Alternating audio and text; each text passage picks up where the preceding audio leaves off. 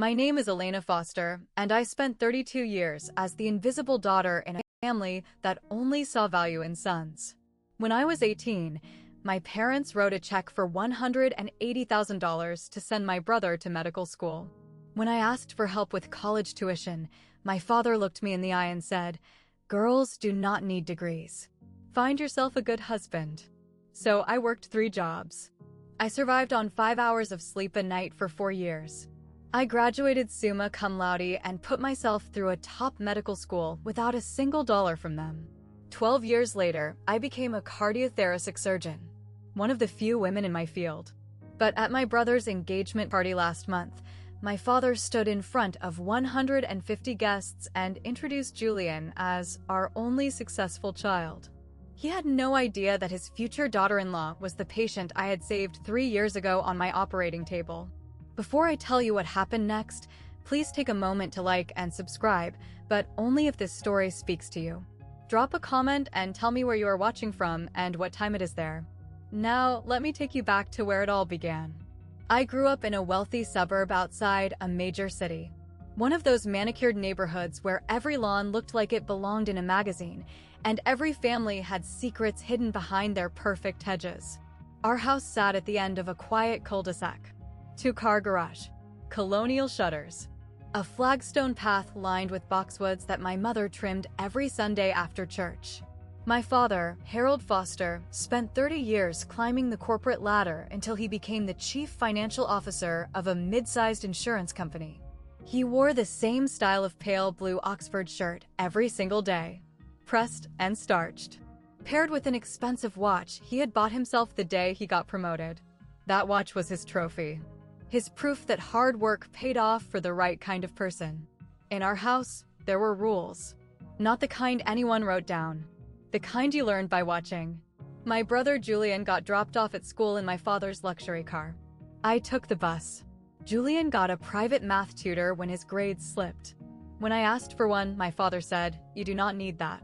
Girls just need to study enough to get by." Julian's baseball games were family events. My academic awards? My mother came once. My father never did. My mother, Linda, was a homemaker. Soft-spoken. Always smoothing things over. Whenever I questioned the rules, she would pat my hand and say, "Your father does this because he loves you. He is just trying to protect you." Protect me from what? Success. I was the top student in my class every single year. Honor roll. National Merit Scholar. I had universities sending me letters before I even applied. But none of that mattered. Not to him. Because in my father's world, daughters were not investments. We were liabilities waiting to become someone else's responsibility. And I was about to learn exactly how much that belief would cost me. The summer before my freshman year of college, my mother made meatloaf for dinner. She only made meatloaf when something important was happening. Birthdays. Promotions. Announcements. I was 18. I had just received my acceptance letter from a state university, a partial scholarship that covered most of my tuition, but I still needed about $15,000 a year to make it work. I remember smoothing the letter on the dining table, my heart pounding with hope I did not want to admit I had. "I got in," I said. "With a scholarship. I just need help with the rest." My father picked up the letter. He did not read it. He just glanced at the header and set it down next to his plate. "That money is for Julian," he said, swirling his drink like he was making a business decision. Which, to him, he was. "Your brother will need a career. He will have a family to support someday." He finally looked at me. "You just need to find a good husband." I looked at Julian. He was 14 then, hunched over his phone, pretending not to hear. He did not say a word. Neither did my mother. The silence in that room was louder than any argument could have been. I folded the letter neatly, slid it into my pocket, and said the only thing I could manage. "Okay." That night, I did not cry in my room. I did not scream into my pillow. I sat at my desk, opened my laptop, and searched for part-time jobs near campus. I applied to 3 before midnight, because in that moment, I made a decision. I would never ask my father for anything again. And I never did. College was a blur of early alarms and cold coffee. Job 1, waitress at a diner 2 blocks from campus. I worked the breakfast shift, 5 in the morning to 9, pouring coffee for truckers and retirees before running to my first class with grease still on my apron. Job 2, library assistant. Afternoons and evenings. Shelving books and manning the front desk. I learned to study between check-ins, cramming organic chemistry while stamping due dates. Job 3, weekend math tutor for high school kids. The same service my father had refused to pay for when I was their age. I averaged 5 hours of sleep a night for 4 years. I did not go home for holidays. I told my mother I had extra shifts, which was true. What I did not tell her was that I could not stomach sitting at that table watching Julian open presents bought with money that could have changed my life. I wore the same pair of sneakers for 2 years straight. When the soles started separating, I glued it back together and kept walking. Those shoes got me to class, to work, and eventually across the graduation stage. Summa cum laude, a 3.98 grade point average. Top of my class. I sent my parents an invitation to the ceremony. My mother texted back, "So proud of you, sweetheart. But Julian has an important soccer game that day.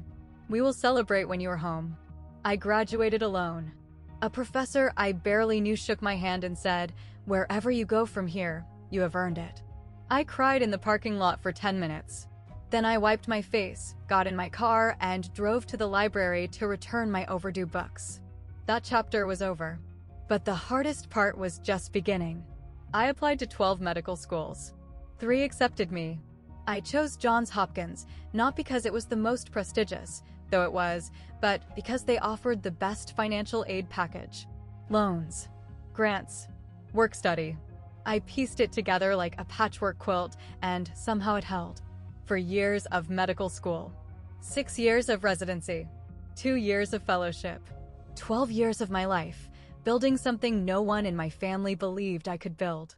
I specialized in cardiothoracic surgery, one of the most demanding fields in medicine. The hours were brutal. The pressure was relentless. I watched colleagues burn out, drop out, switch to easier specialties. I stayed. Not because I had something to prove to my father. I stayed because every time I held a human heart in my hands, every time I watched a flat line turn into a steady rhythm, I knew this was exactly what I was meant to do. By 32, I was an attending surgeon at Johns Hopkins Hospital, one of the few women in my department. Board certified, published, respected. And my family had no idea. My mother knew I worked at some hospital. That was the extent of it. She never asked for details, and I never offered them. I wore my Johns Hopkins medical ring every single day. A gold band with the university crest. I bought it myself the day I graduated. It was not flashy. Most people would not even notice it. But I noticed it every time I scrubbed in for surgery. Every time I needed to remember who I was and what I had survived to get there. That ring was my proof. My quiet rebellion. Then one evening, my mother called, and everything I had spent 12 years avoiding came rushing back. It was 9 at night on a Tuesday when my phone lit up with my mother's name. She only called late when she did not want my father to hear.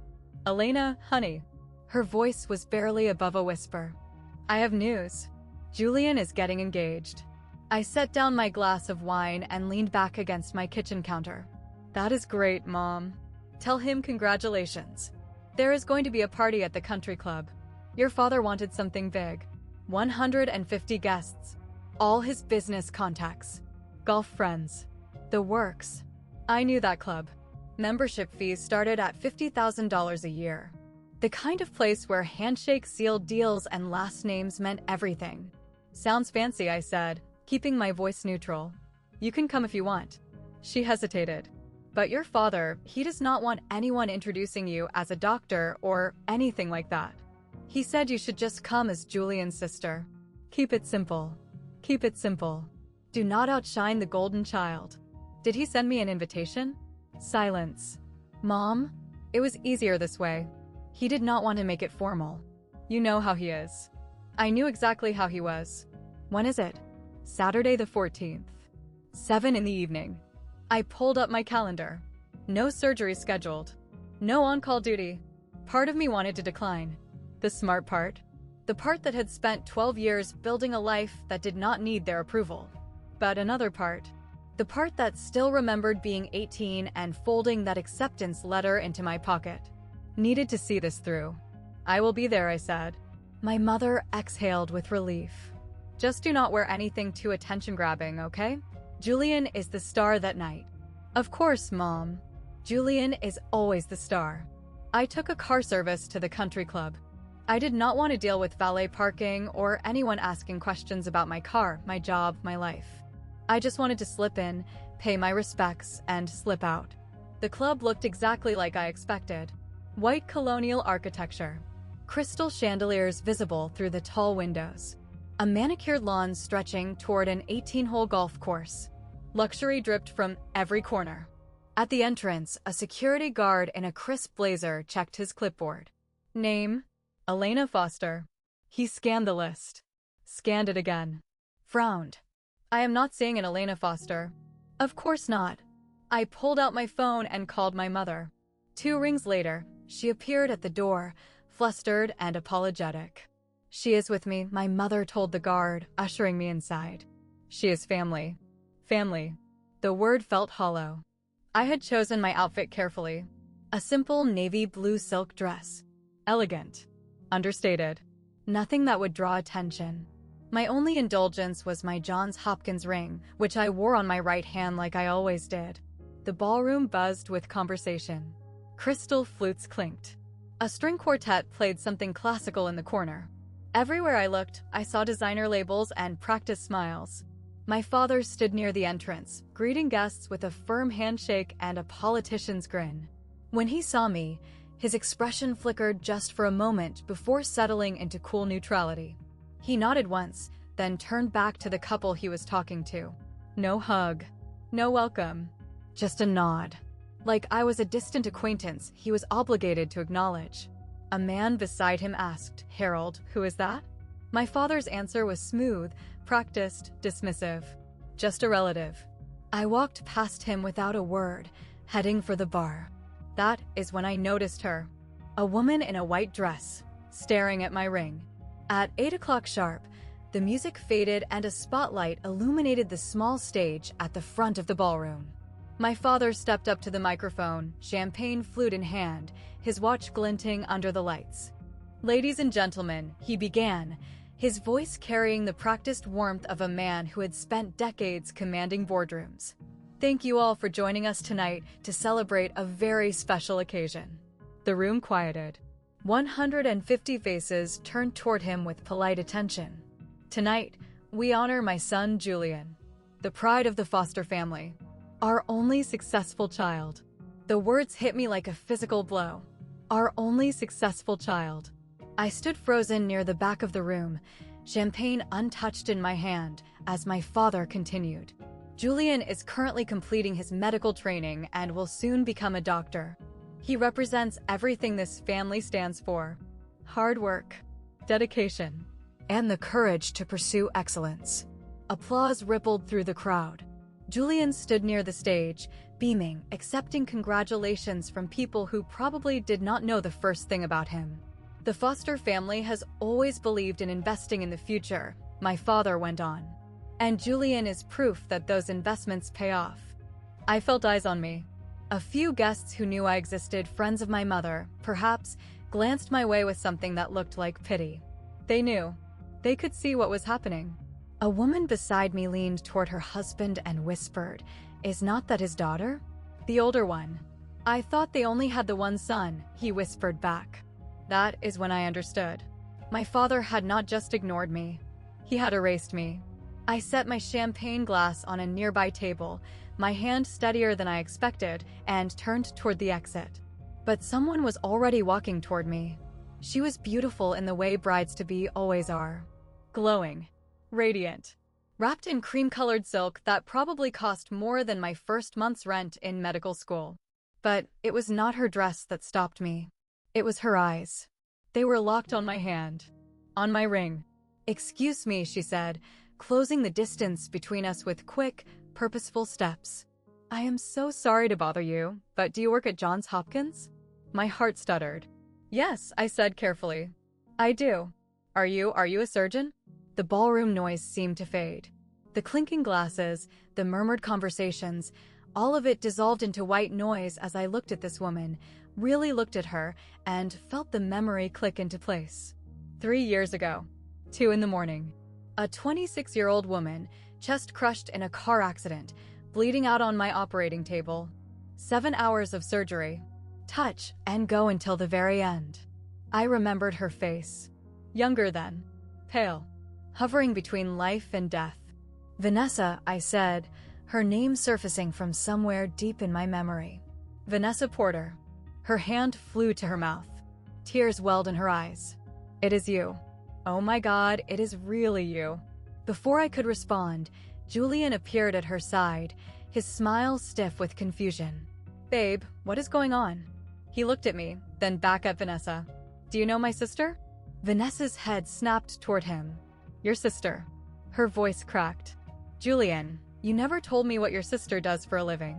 Julian's jaw tightened. I could see him calculating, trying to control the narrative. She works at a hospital, he said quickly. Some administrative thing. Vanessa stared at him. Then she stared at me. Administrative? She repeated slowly. Julian, this woman saved my life. Julian's face went through 3 expressions in 2 seconds. Confusion. Panic. And then a forced smile that did not reach his eyes. Babe, let us not make a scene. He reached for Vanessa's arm. There are some important people I want you to meet. Mr. Davidson from Dad's old firm is here. And Julian. Vanessa pulled her arm back. Did you hear what I just said? I heard you. And that is great. Really. But we can catch up with Elena later. He shot me a look. The same look he used to give me when we were kids, and I accidentally got better grades. Right, sis? I said nothing. I just watched. Why did you not tell me your sister was a doctor? Vanessa pressed. She is not, I mean. She is. Julian stumbled over his words. Look, it is complicated. Our family is complicated. Can we please just enjoy the party? Complicated how? The guests nearest to us had started to notice. Heads were turning. Whispers spreading like ripples in a pond. Julian lowered his voice, his smile becoming strained. Elena, can you just go? This is my night. You have already caused enough trouble just by showing up. I felt the old familiar sting. The one I had spent years learning to ignore. I am not causing anything, Julian. I am standing here. You know what I mean. His voice dropped to a hiss. You always have to make everything about you. Even now. Even tonight. Vanessa looked between us, her expression shifting from confusion to something harder. Something suspicious. Julian, she said quietly. I am going to ask you one more time. Why did I not know your sister is a surgeon? He did not answer. And in that silence, I saw the first crack in the perfect image my family had spent decades constructing. My father materialized beside us like he had a sixth sense for disturbances in his carefully orchestrated events. What is going on here? His voice was low, controlled, but I could see the tension in his jaw. Nothing, Dad. Julian jumped in immediately. Elena was just leaving. I was not, I said calmly. My father's eyes flicked to Vanessa, then to the small cluster of guests pretending not to eavesdrop. Elena, he said my name like it was a problem to be solved. This is Julian's engagement party. If you are not going to be supportive, perhaps it is best if you. If I what, Dad? Disappear like I always do. Vanessa stepped forward. Mr. Foster, did you know that your daughter is a surgeon at Johns Hopkins? My father cut in smoothly. Yes, we are aware. But tonight is not about her. Tonight is about Julian and his future. His future. His career. His success. Always his. A man nearby, someone I recognized vaguely as one of my father's golf buddies, cleared his throat. Harold, I did not realize you had a daughter. You have never mentioned her. My father's smile tightened. We are a private family, George. Elena chose a different path than the rest of us. She is independent. Independent. The word dripped with dismissal. Perhaps too independent, he added, lowering his voice just enough that only those closest could hear, but loud enough to make his point. Some children want to be part of the family. Others, he shrugged, others do not have anything to contribute. The air around me went cold. I had spent 12 years building a career. Saving lives. earning every credential through sweat and sacrifice. And in 3 sentences, my father had reduced all of it to nothing. Vanessa was staring at him like she had never seen him before. And maybe she had not. Not the real him. I felt the heat crawling up my neck.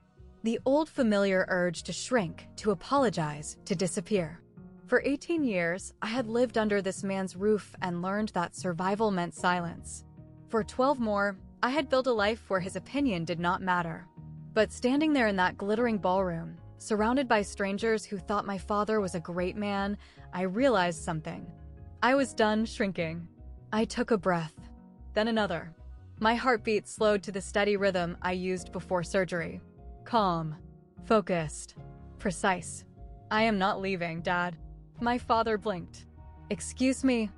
I came to celebrate my brother's engagement. I am going to stay, have a glass of water, and congratulate the happy couple. I smoothed the front of my dress. That is what family does, is it not? His face reddened. Elena, you do not have to. Introduce me to anyone? Acknowledge that I exist. I met his eyes without flinching. Do not worry. I am used to that. But I am not leaving because my presence makes you uncomfortable. For a moment, no one spoke. Then I turned and walked to the bar, my heels clicking against the marble floor with a confidence I had earned in operating rooms and overnight shifts and years of proving myself to people far more intimidating than Harold Foster. I ordered sparkling water with lime. The bartender slid it across the counter with a small nod. I took a sip and watched the party continue around me. The forced laughter, the air kisses, the elaborate dance of wealthy people pretending everything was fine. I did not need to make a scene. I did not need to expose anyone. I just needed to stand my ground. And from across the room, I saw Vanessa watching me with something that looked like respect. She was walking toward me again. I want to pause here and ask you something. Have you ever been dismissed by the people who were supposed to love you the most? Have you ever achieved something incredible only to have your family pretend it did not happen? If that is you, drop a comment below. Just type, I understand. Let me know I am not alone in this. And if you want to know what Vanessa said to me next, keep watching. Do not forget to hit that like button if you are on my side. Before Vanessa could reach me, my mother intercepted her path. Sweetheart, let me introduce you to some of our friends from the club, my mother said brightly, steering Vanessa toward a group of older women dripping in pearls. Then she doubled back to me, her smile fixed, but her eyes pleading. Elena, honey. She gripped my elbow, her fingers trembling slightly. Please do not do this. Not tonight. Do not do what, Mom? I am just standing here. You know what I mean. She glanced over her shoulder, checking if my father was watching. Your father is already upset. Julian is nervous. This is supposed to be a happy night. And my presence ruins that? She did not answer. She did not have to. Mom, do you even know what I do for a living? Her eyes dropped to the floor. You know I work at Johns Hopkins. You know I am a surgeon. You have known for years. My voice was quiet but firm. Why have you never told him? Your father would not, she trailed off. Would not what? Believe you? He had already made up his mind about you. So you just let him? I did not have a choice. You had a choice every single day, Mom. You just did not take it. Her eyes glistened. For a moment, I saw the mother I remembered from childhood. The one who used to sneak me extra dessert and tell me I could be anything I wanted. That woman had disappeared a long time ago. I know you have done well for yourself, she whispered. I am proud of you. I just cannot. Cannot what? Say it out loud. She squeezed my hand once, then let go. Please, just go home, Elena. Before things get worse. They are already worse, Mom. They have been worse my entire life. I watched her walk away. And for the first time, I did not feel angry. I just felt sad. I drifted to the corner of the ballroom near the floor-to-ceiling windows that overlooked the golf course. Outside, the landscaping lights cast golden pools across the pristine grass. I could see the outline of luxury cars in the parking lot. Mercedes, BMWs, a few Porsches. The world my father desperately wanted to belong to. Inside, 150 people laughed and clinked glasses and celebrated a future that had nothing to do with me. I looked down at my ring. the Johns Hopkins crest catching the light. I thought about the day I earned it. The ceremony was small, held in a conference room with bad coffee and fluorescent lighting. My classmates had families filling the seats, parents dabbing tears, siblings snapping photos. I sat alone in the third row. When they called my name, I walked up, shook the dean's hand, and accepted my ring with no one to witness it. Afterward, a janitor setting up chairs for the next event said, "Congratulations, document." He was the only person who acknowledged my accomplishment that day. I pressed my thumb against the ring now, feeling its weight. What am I even doing here? I had spent 12 years building a life that did not require their approval. A life filled with colleagues who respected me, patients who trusted me, work that mattered. Why was I standing in a corner at my brother's engagement party, hoping for something I knew I would never get? Through the glass, I watched a couple stroll arm in arm toward the garden.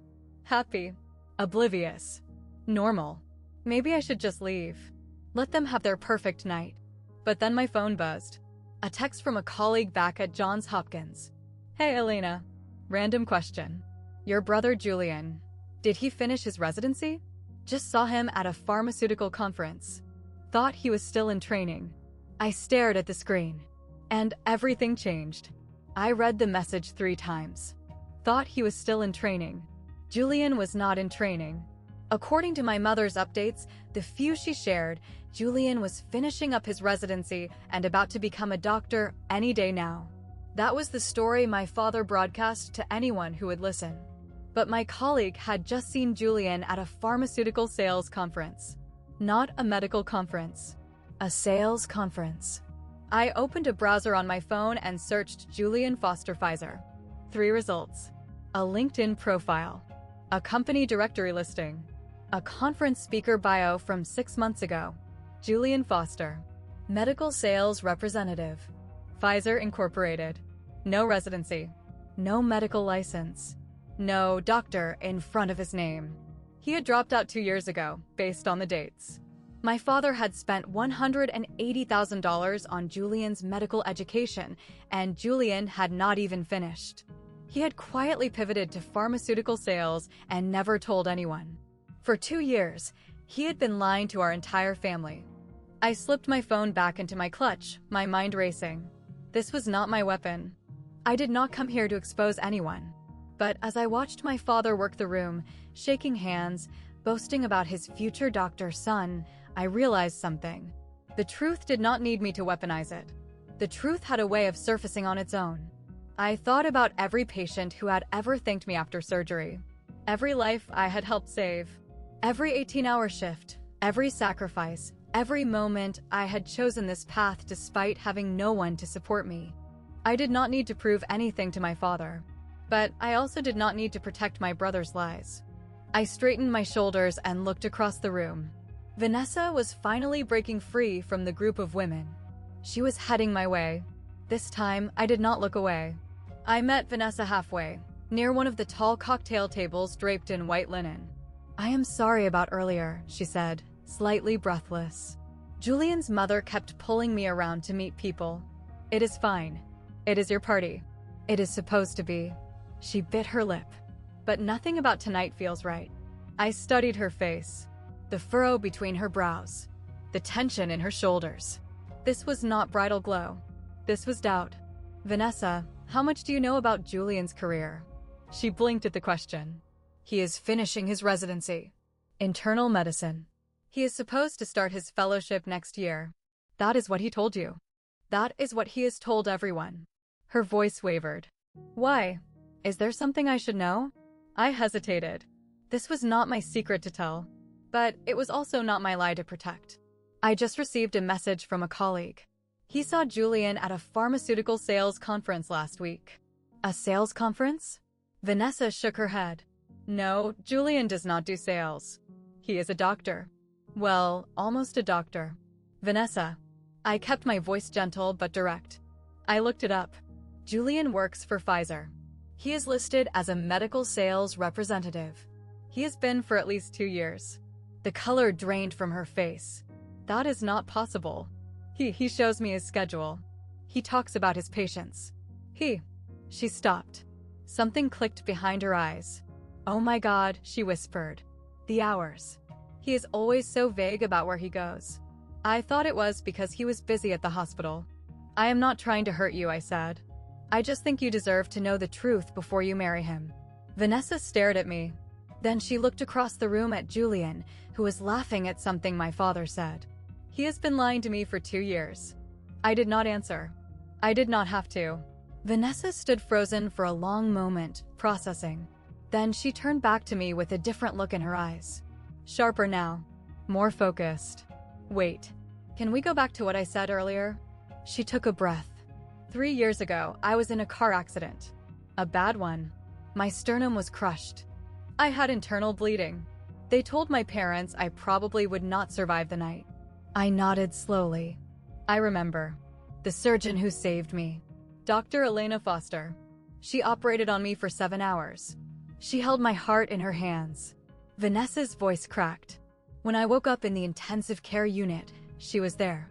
She held my hand and said, "You fought hard. Now you get to live." I remembered that too.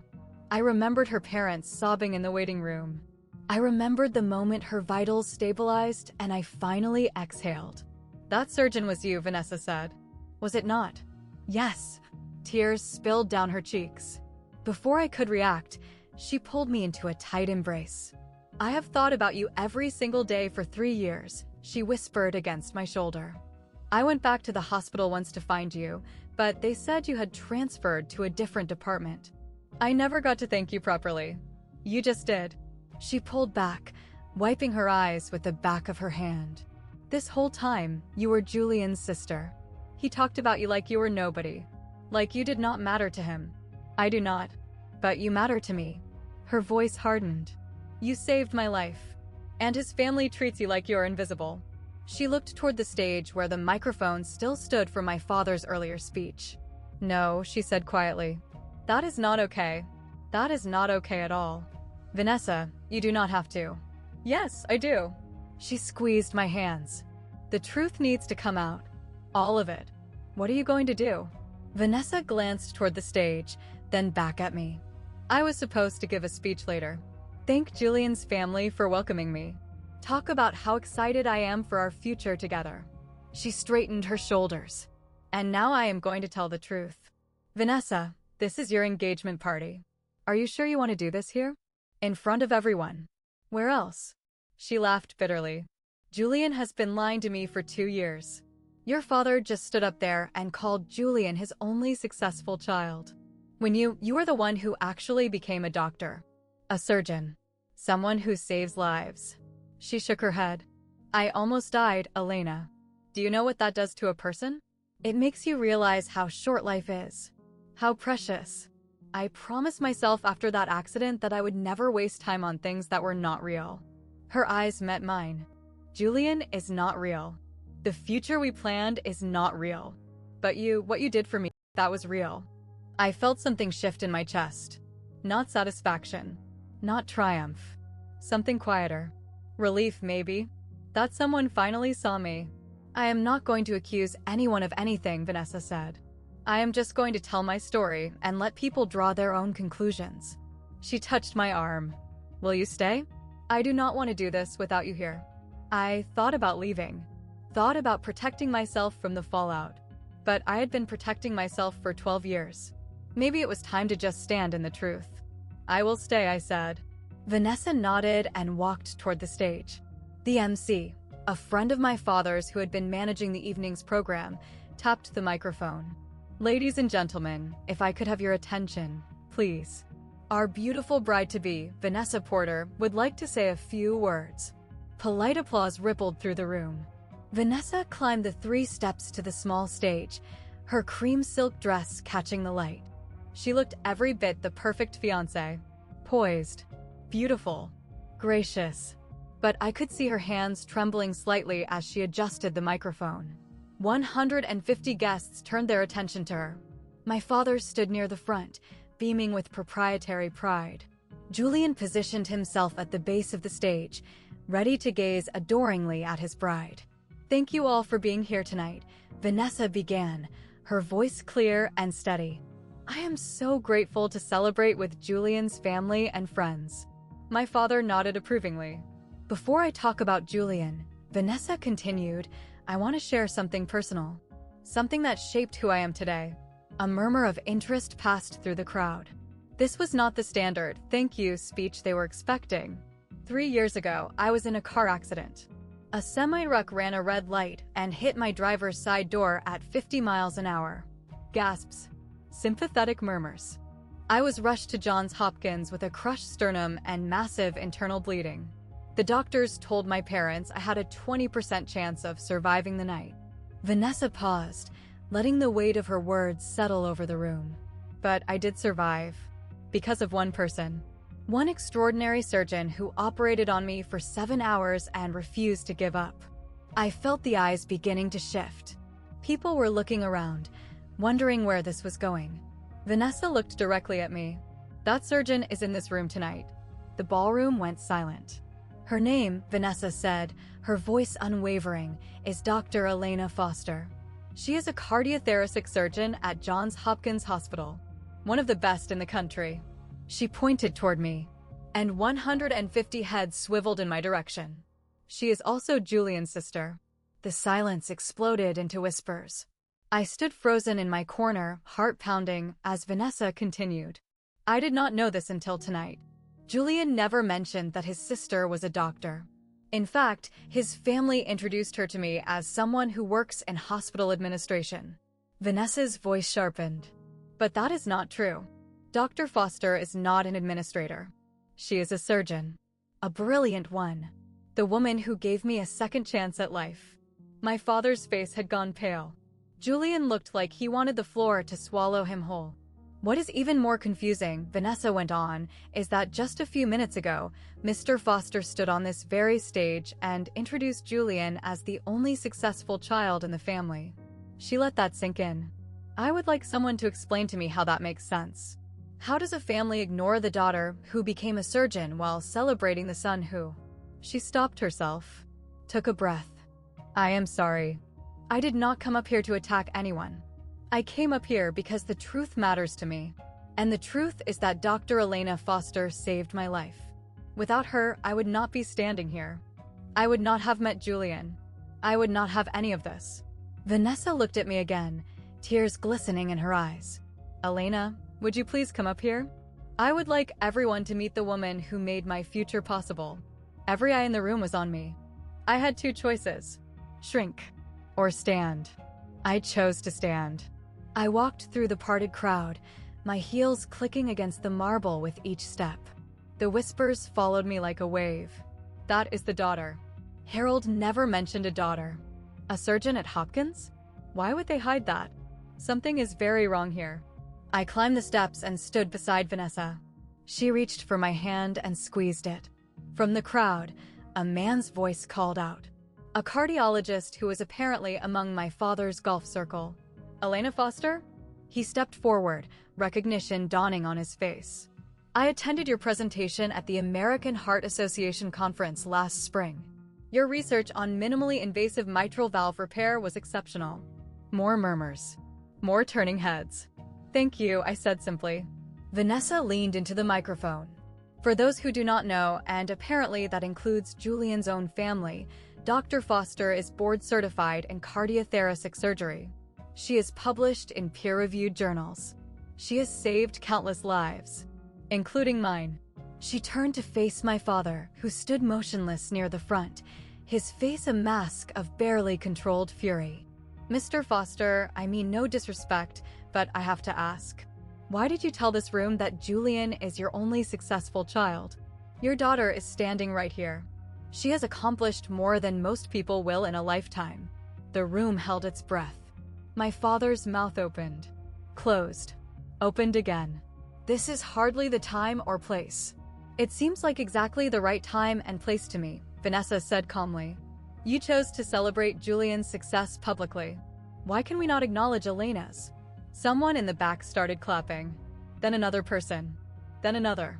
Within seconds, half the room was applauding. Not for my father. Not for Julian. For me. And I had not asked for any of it. The truth had simply found its way into the light. Vanessa handed me the microphone. For a moment, I just stood there looking out at the sea of faces. Some curious, some sympathetic, some uncomfortable. I could have destroyed my father right there. I could have laid out every slight, every rejection, every moment he made me feel worthless. But that was not who I wanted to be. Thank you, Vanessa. I kept my voice calm, measured. And thank you, everyone, for your kind applause. I did not come here tonight expecting any of this. I paused, collecting my thoughts. I came because Julian is my brother, and I wanted to wish him well. That is it. I did not come to cause drama or make anyone uncomfortable. My father's posture relaxed slightly. He thought I was backing down. But I also will not pretend to be something I am not. I met his eyes. I am not a hospital administrator. I am not just a relative. I am a cardiothoracic surgeon. I have spent 12 years training for this career. Years I funded entirely on my own. The room was utterly silent. I am not telling you this to brag. I am telling you this because the truth matters. Vanessa is right about that. I turned to look at her. 3 years ago, she came into my operating room more dead than alive. I spent 7 hours fighting to keep her heart beating. When she woke up, I promised her that her fight was worth it. Vanessa wiped tears from her cheeks. I do not need anyone's validation, I continued, turning back to the crowd. I stopped needing that a long time ago. But I also will not stand quietly while the people who should have supported me pretend I do not exist. I set the microphone back on the stand. That is all I have to say. Thank you for listening. I stepped back. And that is when Julian lost control. Julian stormed onto the stage, his face flushed red, his carefully styled hair starting to come undone. Are you serious right now? He grabbed the microphone, his voice cracking with barely contained rage. This is my engagement party. And you just had to make it about you, did not you? Vanessa stepped toward him. Julian, no. He jabbed a finger in my direction. She has always been like this. Always trying to prove she is better than me. Always competing. Even now, even on the one night that is supposed to be mine, she cannot just let me have it. The guests shifted uncomfortably. This was not the charming Julian they thought they knew. I did not do anything, Julian. My voice was steady. Vanessa asked me a question, and I answered honestly. Honestly? He laughed bitterly. You want to talk about honesty? Fine. Let us talk about how you abandoned this family. You never come home. How you act like you are so much better than all of us. Julian. My voice cut through his tirade like a scalpel.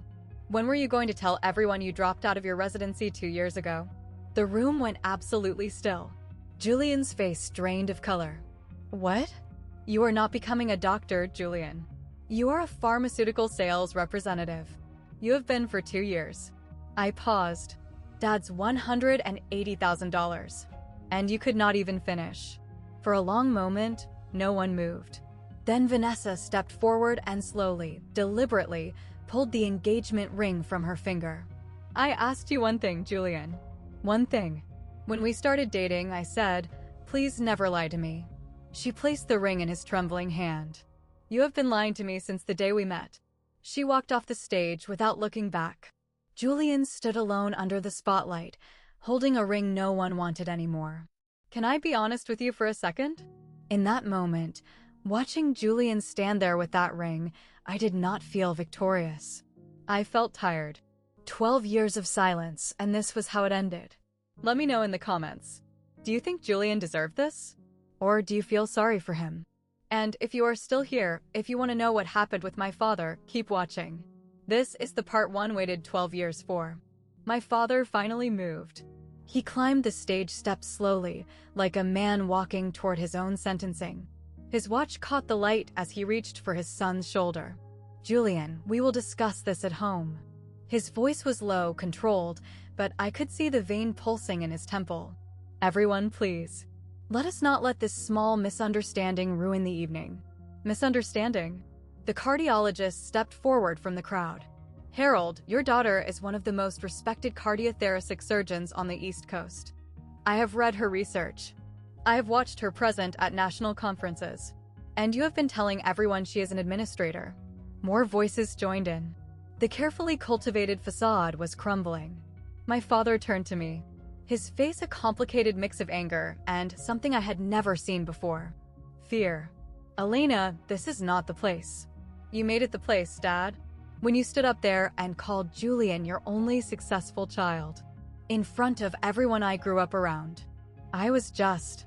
Julian needed what? Your support? You paid for his entire education. You supported every decision he ever made. And when he failed, you covered for him. I stepped closer. I worked 3 jobs to put myself through school. I slept 5 hours a night for 4 years. I earned everything I have with absolutely no help from you. That was your choice. No, that was your choice. You decided I did not deserve support because I was born a girl. I kept my voice level. I am not asking for an apology. I stopped waiting for that years ago. He stared at me, speechless for perhaps the first time in his life. But I will not let you erase me anymore. Not in front of these people. Not ever again. Vanessa stood at the bottom of the stage steps, arms crossed, waiting. Julian descended slowly, still clutching the engagement ring like it might save him. Vanessa, please. Let me explain. Explain what?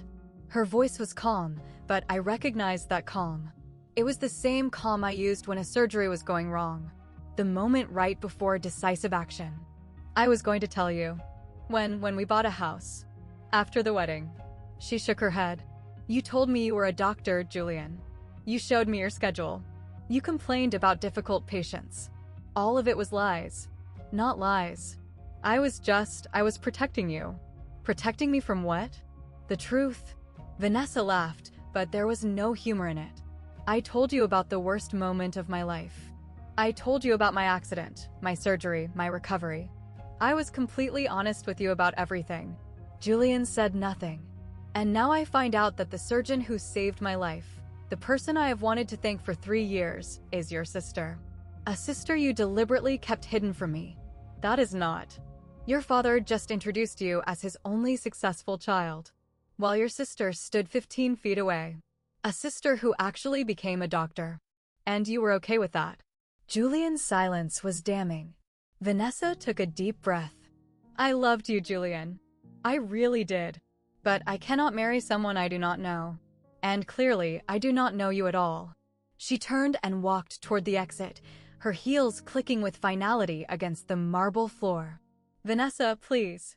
She did not look back. The ring fell from Julian's hand and bounced on the floor with a small, pathetic clink. No one moved to pick it up. In all the chaos, I had not noticed my mother approaching. She climbed onto the stage.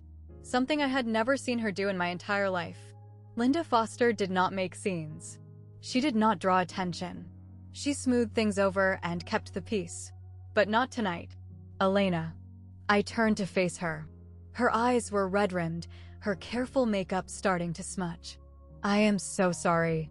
The words hung in the air between us. I knew what you accomplished, she continued, her voice trembling. I followed your career from a distance. I read about your research. I saw the hospital announcements when you were promoted. I felt something crack in my chest. Then why did you never say anything? Because I was afraid. She wiped her eyes with the back of her hand. Afraid of your father. Afraid of disrupting the family. Afraid of, she took a shaky breath. Afraid of admitting I failed you. My father stood frozen behind her, watching this unfold like a man witnessing his world collapse.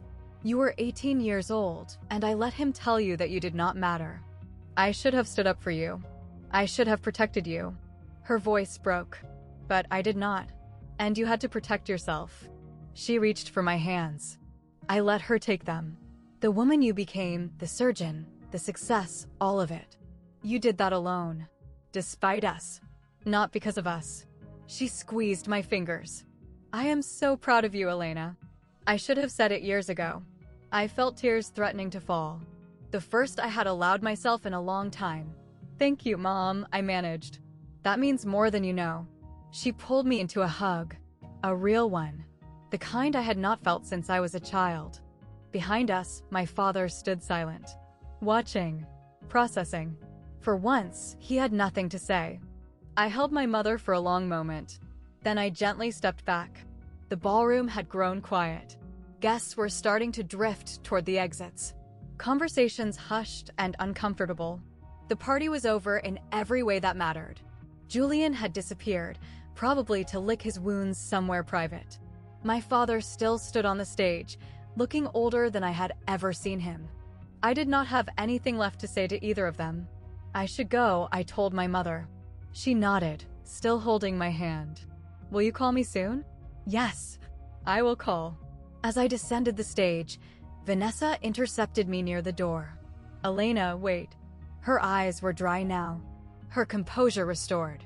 I do not know how to thank you. For tonight. And for everything else. You do not need to thank me. I touched her arm briefly. You saved yourself tonight, Vanessa. You chose truth over comfort. That takes courage. I learned it from you. She smiled weakly. 3 years ago, when I woke up in that hospital room, you told me something I never forgot. What was that? You said, the hardest part is over. Now all you have to do is live. She took a shaky breath. I think I finally understand what you meant. I hugged her briefly, but genuinely. Take care of yourself, Vanessa. You are going to be okay. She nodded and stepped aside. I walked out of the country club into the cool night air. The valet scrambled around luxury cars, but I walked past them, pulling out my phone to request a ride. The automatic doors closed behind me, muffling the murmurs and the music. I took a deep breath. For the first time in 12 years, my chest did not feel tight. I had said my piece. I had stood my ground. Now I could go home. A lot can change in 7 days. Vanessa called off the engagement. She sent me a text the next morning. Thank you for telling me the truth. Starting over is scary, but it is better than living a lie. We have stayed in touch. She is thinking about going back to therapy, processing everything. I think she will be okay. Julian finally confessed to my parents about dropping out. According to my mother, who has been calling me every other day now, my father did not take it well. He cut off Julian's financial support until, as he put it, Julian has a real plan for his life. Ironic, considering he never gave me any support to cut off in the first place. My mother started attending family counseling. She asked my father to join her. He refused at first. But after a week of silence from everyone he used to impress, he agreed to at least one session. I am not holding my breath for transformation. Some people are too set in their ways. But the fact that he is trying, even a little, is more than I ever expected. As for me, I went back to work. The Monday after the party, I had a double bypass scheduled at 7 in the morning. I scrubbed in, made my incisions, spent 4 hours doing what I do best. When the patient's heart started beating on its own again, I felt that familiar surge of purpose. This is why I do what I do. Not for recognition, not for validation, for moments like this. When someone gets a second chance at life because I refuse to give up. My phone buzzed in my locker after the surgery. A text from a number I did not recognize. This is your father. Can we talk? I stared at it for a long time. Then I typed back, when you are ready to listen, I will be here. You might think this story ends with me forgiving my father. A tearful reconciliation and a happily ever after. That is not how real life works. The truth is, I am still figuring out what my relationship with my family looks like. Maybe we will find our way back to something healthy. Maybe we will not. Either way, I have made peace with it. Because here is what I learned over the past 12 years. You cannot control how other people see you. You cannot force someone to acknowledge your worth. You can only control who you are and what you do with your life. I spent too many years waiting for my father to be proud of me, hoping that one more achievement, one more award, one more success would finally make him see me. But some people are not capable of seeing beyond their own expectations.